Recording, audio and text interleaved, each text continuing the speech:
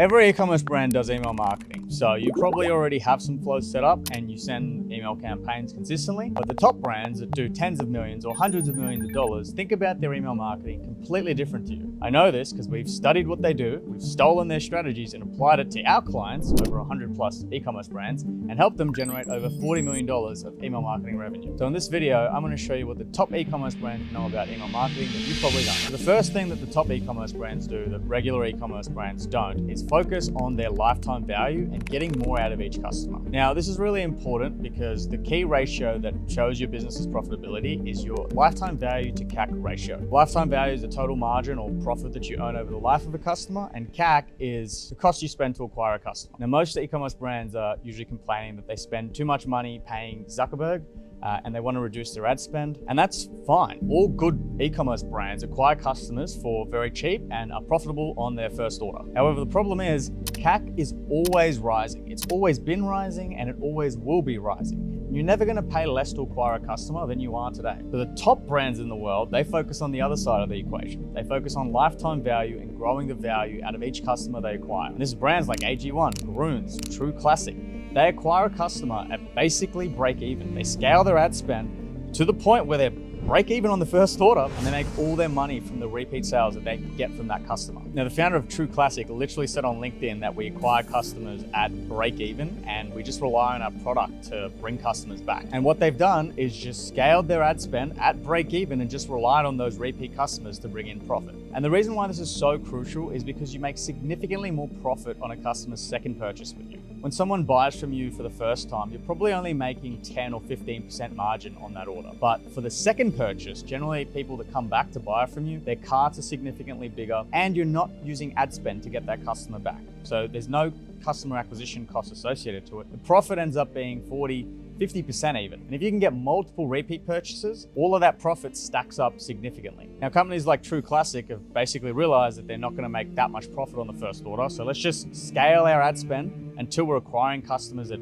break even and rely on our product and email marketing to bring these customers back. But obviously there's a lot of financial risk here, putting a lot of money on the line in terms of ad spend. So that's why it's extremely important to think about your lifetime value and measure the right metrics to track that. You need to start by tracking your repeat customer revenue, which is different from your Klaviyo revenue, and the lifetime value of a customer at different time horizons, so you can know when you can expect that second sale to come in. Now, how do the top brands increase their lifetime value? That leads me to my second point. The top brands map out the customer journey for each type of customer that they have, whether it's a new customer, a repeat buyer, a VIP, and based on each one of those personas, they build flows. Why? Because if you want to increase lifetime value, you need to get people that have bought one time to buy a second time. For us to get people from buying one time to a second, that's a different sort of messaging that you need for them. Then the messaging to get someone who's bought 2 times to get them into VIP status, which is buying 3 or 4 or 5 times, is completely different to what we do to get people from 1 to 2. If we want to grow customer lifetime value in a tangible way,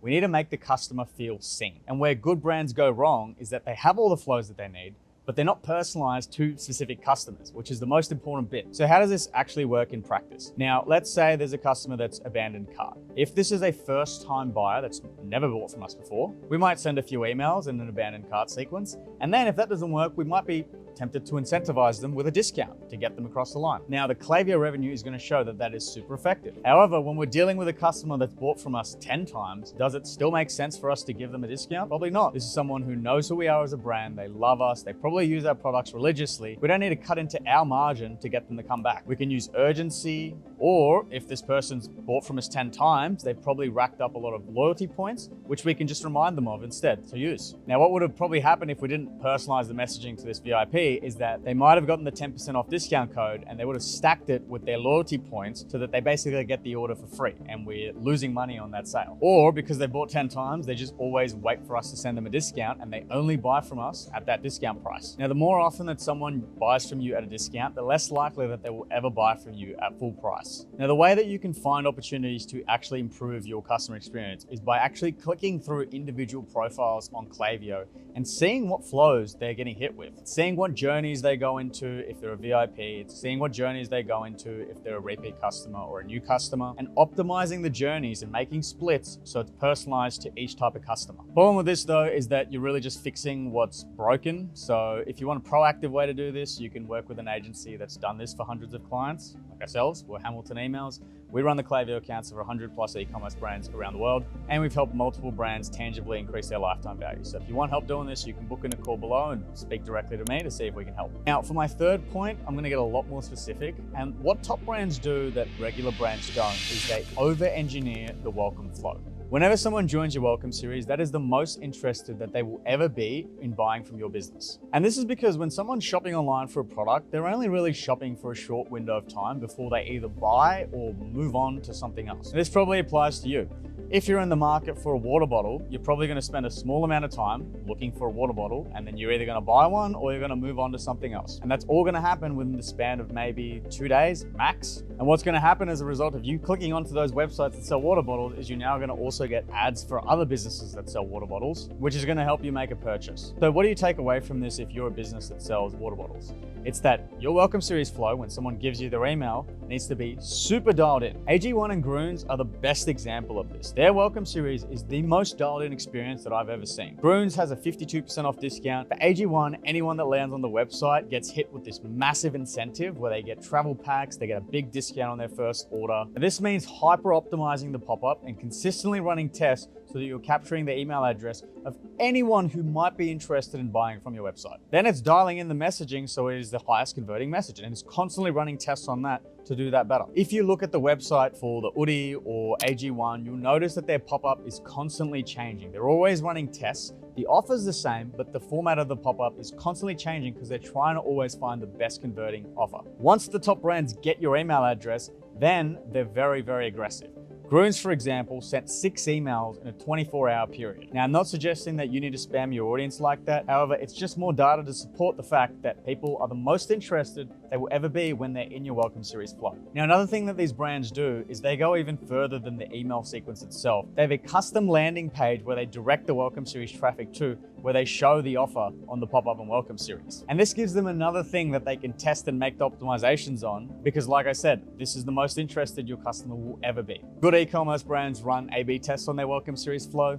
The best e-commerce brands over-engineer it. The last thing that top e-commerce brands do with their email marketing that good e-commerce brands don't is they have a very fleshed out marketing calendar. This means having things like in-person activations, collaborations with celebrities, PR events, new product launches. The top e-commerce brands understand that their campaigns are the most effective when they have something new and novel to actually tell their audience. And so the top brands optimize for this. They spend all the capacity their marketing team has on organizing these sorts of things, in-person activations, billboard ads, for example. And because they always have something going on, email becomes more of a channel to just tell their audience what they're working on, which is so cool. Now, the thing is, getting these sort of marketing events going on is something only an in-house marketing team can do. You cannot delegate that to an agency. However, you can delegate that process of getting that content and turning it into EDMs, which go out and convert. And that's why you see even the top brands in the world with their 30-person marketing teams still use an email marketing agency,